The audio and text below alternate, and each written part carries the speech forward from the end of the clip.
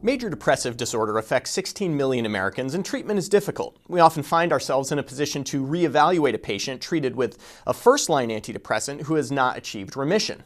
Where to go from here? Well, researchers in the Veterans Affairs system took on this question in an ambitious three-arm trial appearing in the Journal of the American Medical Association. Here's the setup. They identified 1,522 patients with major depression who had not responded to at least one course of antidepressant. Most of these, as you would expect, had tried an SSRI, and the majority were currently receiving psychotherapy. Researchers randomized these individuals to three different treatment strategies.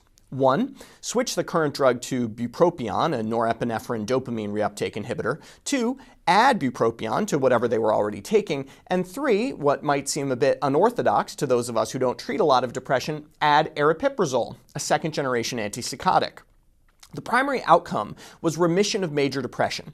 Consistent with many depression studies, the rate of remission was disappointingly low in all three groups. Only 22% of those who switched to bupropion got into remission, compared to 27% who had bupropion added. Roughly 29% of patients getting the antipsychotic achieved remission. The only statistically significant difference here was between the aripiprazole group and the switch group.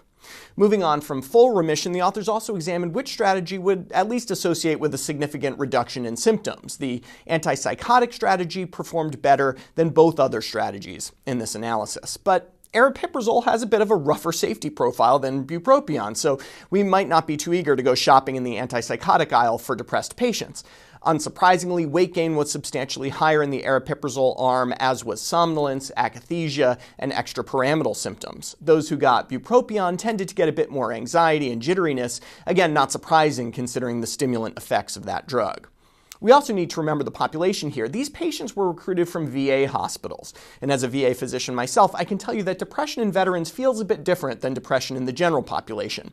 The comorbidities of PTSD and other medical conditions may have given a boost to the benefit of aripiprazole that we might not see outside of this specialized scenario. In my personal opinion, these results are not robust enough to recommend the routine use of adjunctive aripiprazole over other more benign medications, but obviously this will differ from patient to patient. What is clear, though, is that there are real options for those who fail to achieve remission after first-line therapy. For MedPage Today, I'm Perry Wilson.